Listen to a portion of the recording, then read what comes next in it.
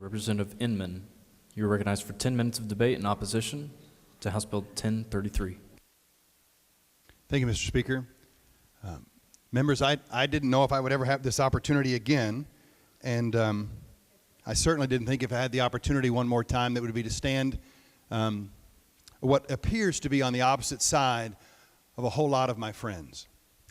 I've spent the last 11 plus years in this legislature representing my hometown of Del City and a little bit of South Oklahoma City, primarily fighting for one cause. For those of you who don't know me, I grew up the son of two blue-collar parents. Neither one of my parents graduated with a 4-year college degree, never made a whole lot of money. Matter of fact, they were both state employees. They're in Del City. They still live in the same 1,300 square foot home that I grew up in. When I was in 6th grade, I knew that I wanted to run for office. I wanted to grow up. I wanted to go to school. I wanted to graduate from law school, and then I wanted to go and represent my hometown at the state capitol. That's what I wanted to do in 6th grade. Wrote a story about it. And because of the incredible people in the Mid-Del public school system, not a fancy private school, because my parents couldn't afford that, but because of the incredible people in the Mid-Del public school system, from Townsend Elementary to Kerr Junior High to Del City High School, I got a chance to live my dream. My parents kicked me in the tail, said, keep your nose clean and work hard. But if it weren't for those teachers, I wouldn't be here today. And so when I ran for office for the first time in November of 2006, I did so with one principal reason. It wasn't to come up here and line the pockets of any fat cat who had the best lobbyist. I didn't come to this building to come up here and make sure that somebody had some sweetheart deal. Somebody that lives in Gaillardia got their tax cut. I came here with one purpose in mind. And that was to make sure the public schools in this state improved to give folks like me, blue-collar kids like me, the same opportunity that I had growing up in Del City 30 years ago.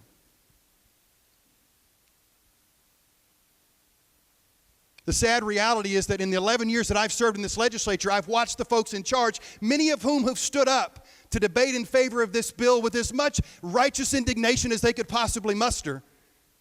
I've watched those same folks not only vote for tax cuts, but author 1 and 2 tax cuts in the same process. I've watched them not only vote for, but author gross production tax cuts, taking us from a 7% gross production tax down to a 1% gross production tax, maybe up to a 2% on the right wells. I've watched those same folks try to take your retirement, make it a defined contribution instead of a defined benefit. I've watched those same folks author voucher bills that suck money away from private schools. I've watched those same folks expand charter schools all across this state, sucking precious resources out of the public school system. And I stood in this very desk for the last 7.5 years, and I cast a red vote against every single one of those plans. My caucus and I, we stood on the right side of history. We stood here for years and said, don't cut the taxes. You cannot cut yourself to prosperity. If you cut gross production taxes deeper than any other state in the nation, if you cut income taxes to the tune of $1.5 billion, you will bankrupt this state.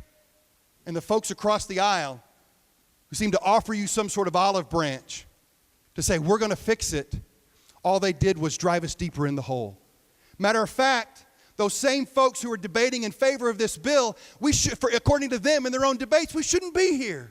You see, those income tax cuts that they passed a few years ago, they were supposed to be so economically prosperous for this state that the money was going to just roll in. And here we are, living in a state where they have cut funding for public education deeper than any other state in the nation. Period. Teachers haven't had a pay raise in over a decade. Period.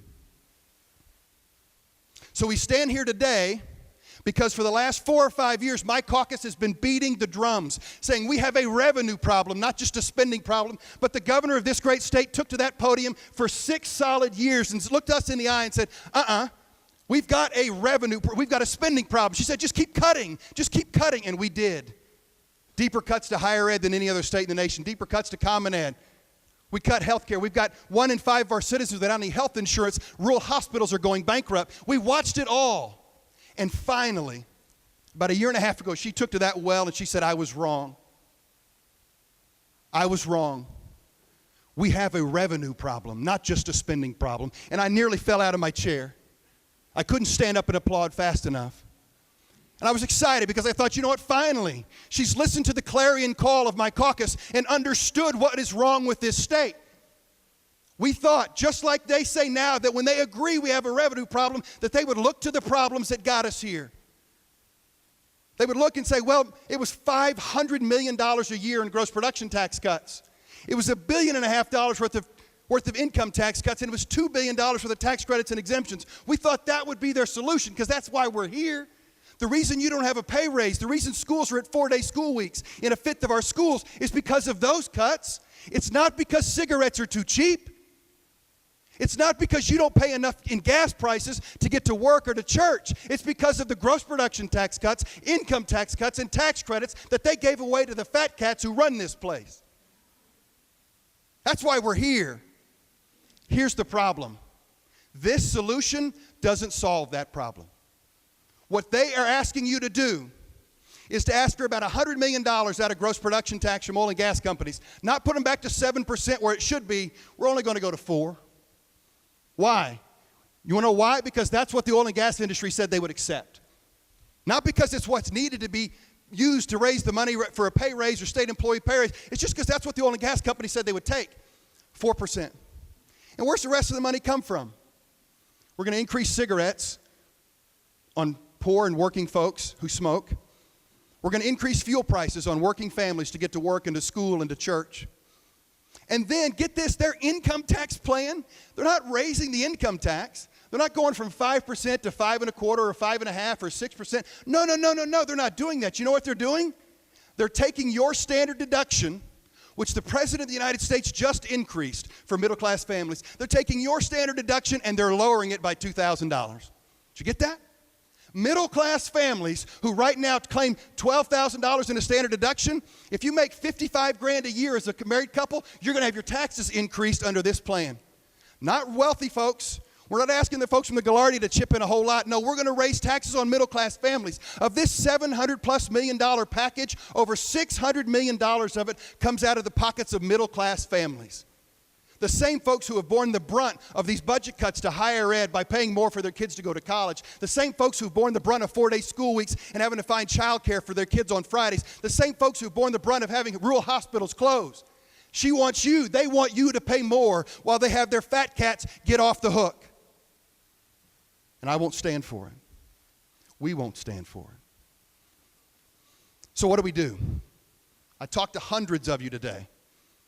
Many of you said, I don't understand. Where do we go? They said, we only have one shot at this. And they're right. We only have one shot at it. But it's not this. And they're missing the point. You see, in 1990, when many of you rallied to this state capitol for the passage of House Bill 1017, when then a Republican governor, Henry Bellman, and a Democratic speaker who sat in that chair, Speaker Steve Lewis, when they passed at the time the largest tax increase in state history, to increase teacher pay and to reduce class sizes, I promise you they never would have guessed that it would take 28 years before an income tax or any tax would ever be raised on the floor of the House of Representatives again, but that is a fact. You see, we don't get just one shot at this bill. We get one shot at the right revenue. If we don't raise the right taxes, the right way, the balanced way that asks everybody to contribute, not just the poor and the middle class, if we don't raise enough revenue, then next year when you come back in and ask for more, they're going to tell you you already got yours and it's over. You see, this plan raises about $700 million. $289 goes to a teacher pay raise. $250 goes to health care automatically. And then you just take the money for ad valorem reimbursement for schools, increased flex benefits for teachers, capital bond improvement costs, and $60 million for OU and OSU health centers. And guess what? All the money is gone. Not one new dollar to hire a teacher next to you. My kid in the kindergarten class in Middale Schools had 31 kids in her class. This plan would give her teacher $5,000 by making her pay more when she goes to work or to church, but wouldn't offer one new dollar to hire a teacher to reduce that class size. Not one.